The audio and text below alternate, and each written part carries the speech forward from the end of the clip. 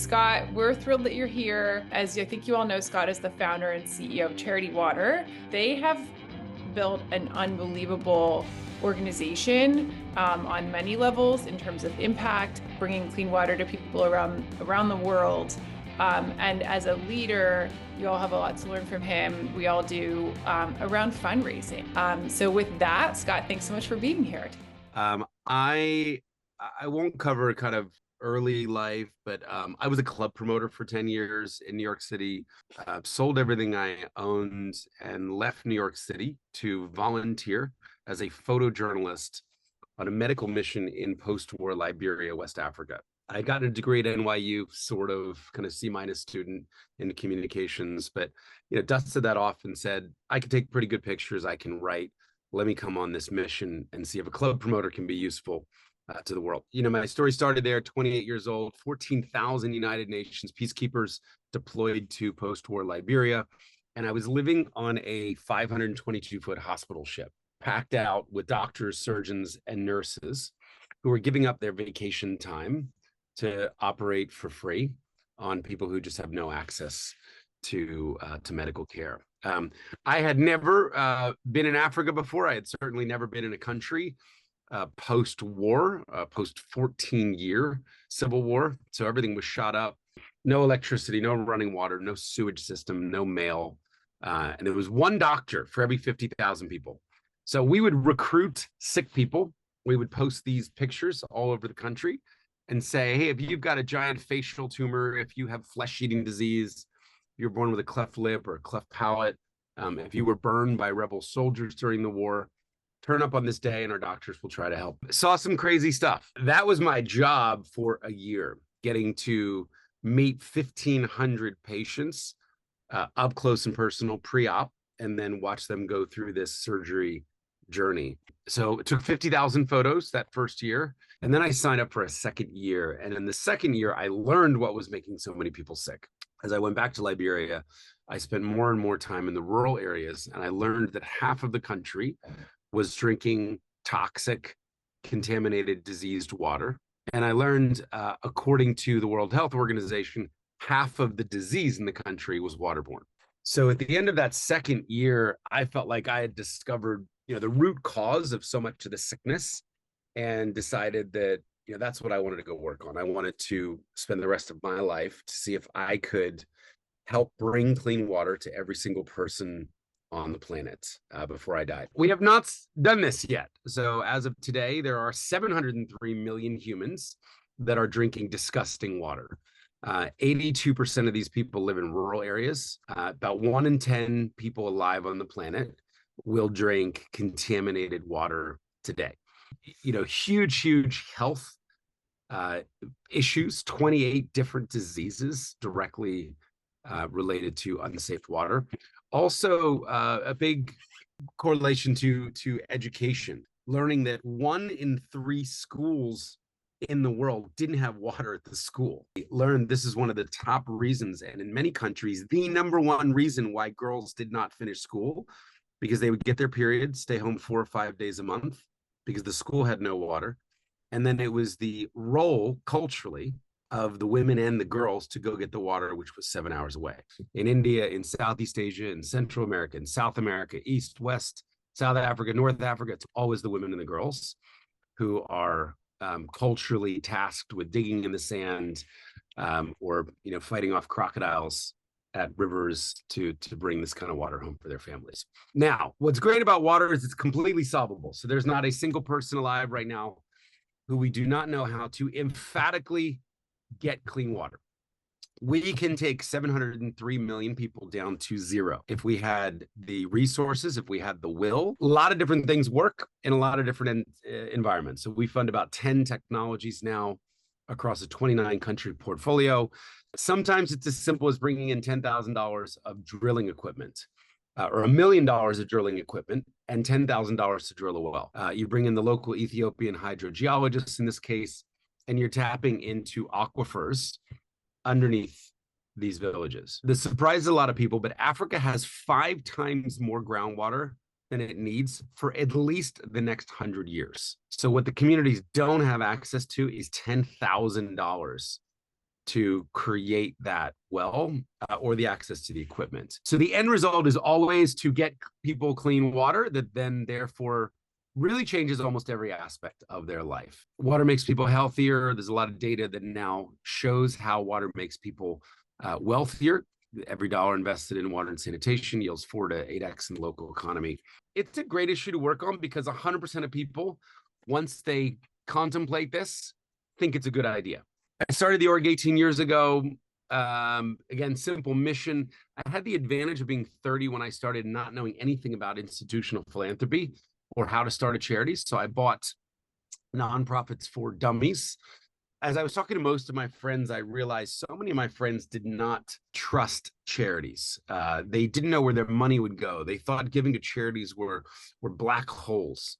So I thought, could we create a completely different model, a different kind of charity that would win back trust, that would speak to the cynic, that would speak to the skeptic, and get them excited about giving again. So I kind of put these things together, and really the vision underlying everything about Charity Water has been to reinvent or reimagine the charitable experience, how a charity acts, how it's transparent, and how it provides feedback loops to donors and supportive. So kind of 3 things that are pillars to our work. The first was I wanted to tell the public that every single penny they would ever give would go directly to build water projects.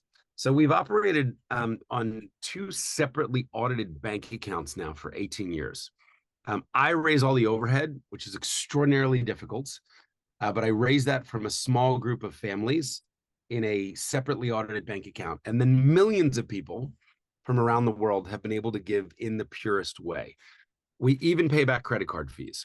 That then allows us to build proprietary technology where we can track donations. So we became the first charity in the world to simply geolocate every completed project on Google Earth and Google Maps. So we could show people the satellite images of the water projects that their small donations went to, and said, here's exactly where your money's going.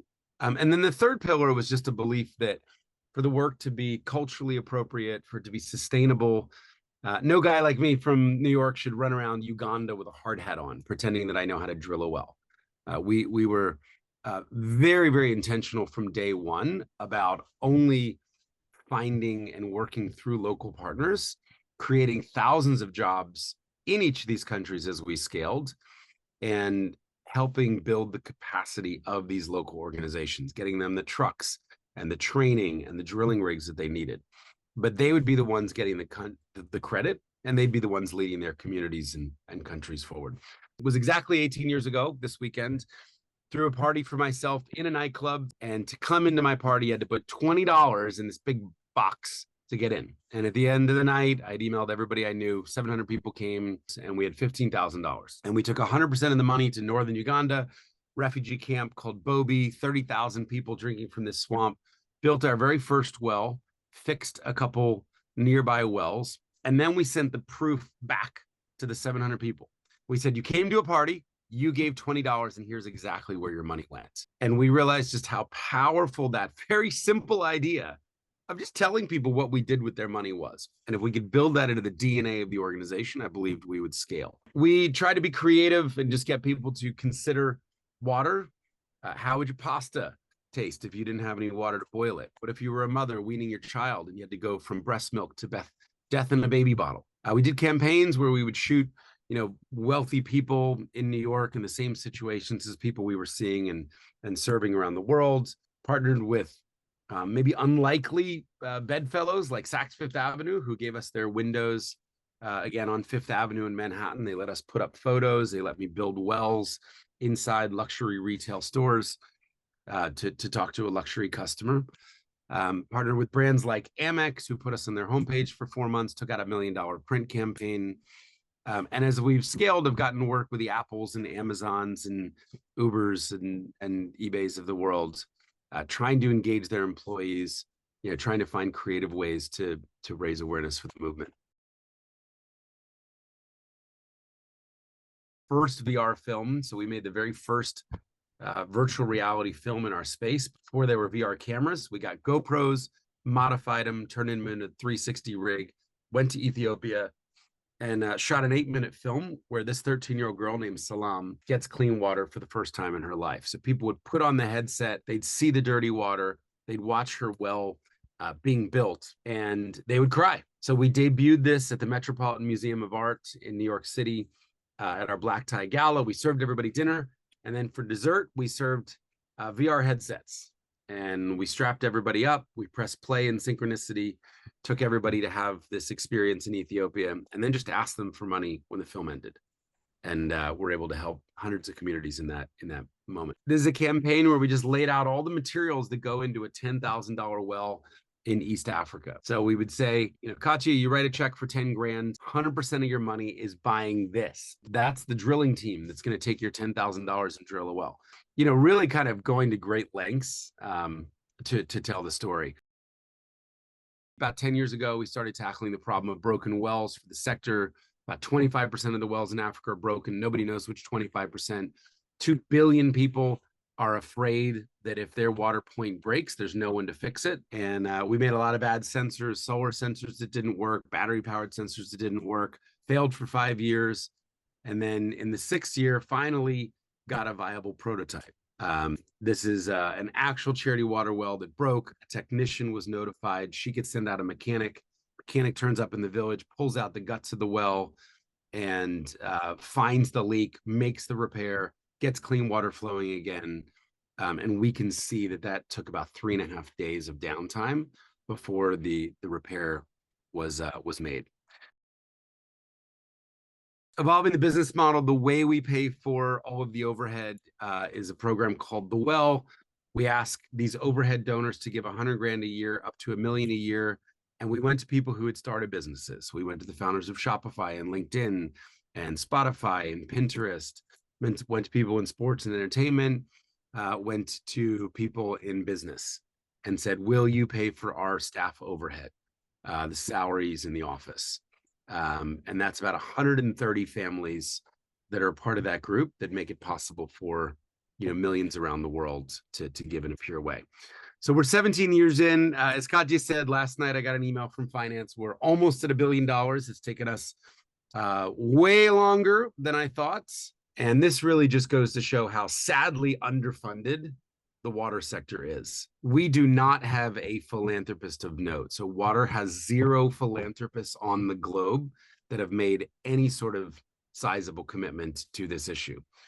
As we look ahead, 19 million people is a good start. If I try to fill up my local stadium, Madison Square Garden, Charity Water has sold out the garden 1,000 times. But we spend 99% of our time thinking about really how little we've done and how do we get this thing scaled up. So you put 19 million into 703 million, and it's 2.5% of the way there. It's 1/37th of the work that needs to be done. We have to go faster. I think water is going to have its moment. When you focus on water, you dramatically move the needle on health. You empower women. You propel education forward. You fuel economic growth. You take the most vulnerable communities to a changing climate, and you make them resilient when you give them water. By choosing goal 6, you get 8 for free. We're telling people. So we're out there advocating really hard for it, and think that the best is yet to come. And hopefully we're in the beginning of the second inning of the impact we're eventually able to help in the world. Okay, that's my short version. Thank you so much, Scott.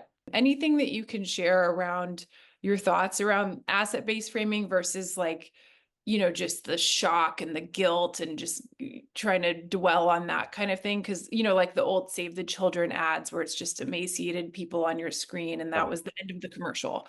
We're not for that, but any thoughts around that kind of concept? Yeah. So, we have a saying that it's, we talk a lot about hope and opportunity versus shame and guilt. So if you were to look, we've made 1,000 videos. If you look at our videos, they all end kind of with a happy ending. There's a before, there's a middle, and an after. There's really 3 parts to every story. There's the problem you're trying to solve. If it's Mercy Ships, it's a woman with a tumor. And then there's the middle, a doctor intervening. And then you have the after. a woman who is restored to dignity and gets to go back into her village. With water, there are people drinking dirty water. And I spend a lot of time with billionaires, and, we have the money to solve this problem. How do you tell your story of what the need is? What are you doing about it? And then how do you show the positive outcomes? The problem has been solved, and then you invite your donor to be a part of that amazing story.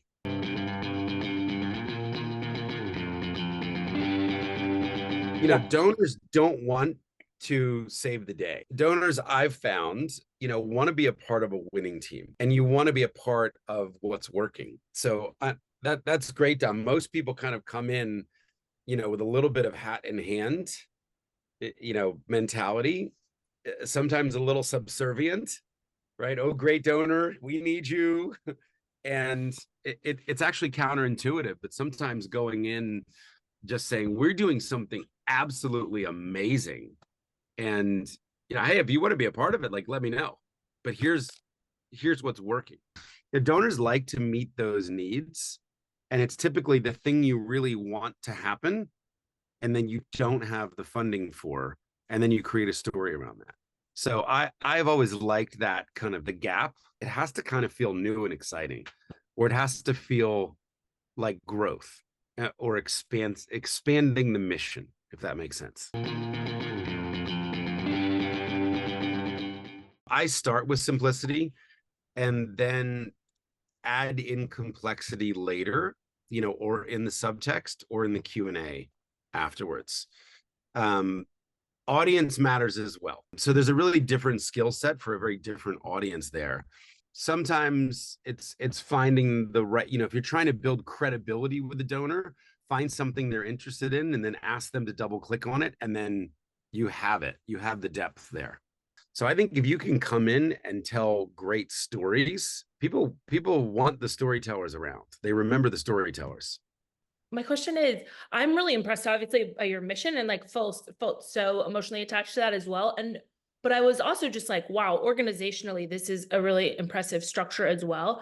How do you think that people actually, do you think your success has come obviously from a really clear mission, but do you think people are also very drawn obviously to the way you've thought about donations and this change there? And how has that contributed to your success? I've said a bunch of times, and this might be a little overstated, but I've said, I believe I could change the mission and still keep them all, as long as we didn't change the way we did things. They love the innovation. They love the transparency. They love the design. They love the brand. If I said, hey, we actually feel that charity health or charity education is where we need to be focusing, I think they would stick with us. So they're not uniquely committed to water as much as they're uniquely committed to the charity water way, or how the organization feels, or the values of how the organization is run.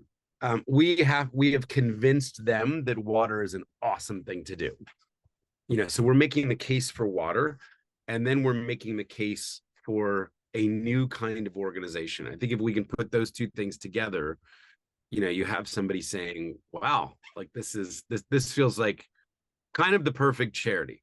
It's helping people at the most basic human needs level, the very bottom of Maslow's hierarchy of needs, and they're doing it in a really different way, in a really transparent way. Hey, Scott, when you think about the funders who fund the overhead, and you look back and kind of deconstruct what it took to get them over the line, any lessons learned of things that worked for getting them over the line? So the audience really matters there. We went to people who either started a business or ran a business.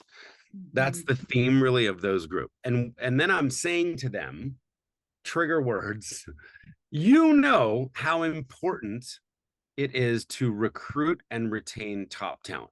An organization is only as good as the talent they're able to recruit and retain. So help me with that. So you're kind of speaking to their personal experience. They know it costs a lot to hire great talent and to keep great talent. So because of that, we're able to pay more than most nonprofits. I do like the scarcity principle. So I'm pitching insider group to them. There's only 130 families that make it possible for millions of people out there. So you're kind of the smart one. You're powering this whole movement and this mission. You got to get out there. If I think of what we did, it was really a flurry of activity in the early days. It's a lot of meetings. It's building a network. It's a lot of speaking. The more you speak, if you're good at it, the more you get invited to speak. And, I have that is probably one of the things that has really powered a lot of growth.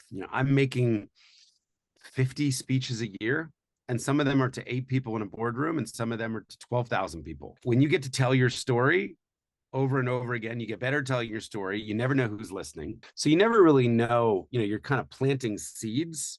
So when you can get an audience and get them to focus, I'm also a visual storyteller. So I'll be in Austin Friday night. I'm going to talk for 30 minutes. I will show 150 pictures because I want them off their phones and I want their brain locked into the next image I'm going to show them and up on the screen and not wandering. So, you can do a lot when you have people's attention, undivided attention in a room.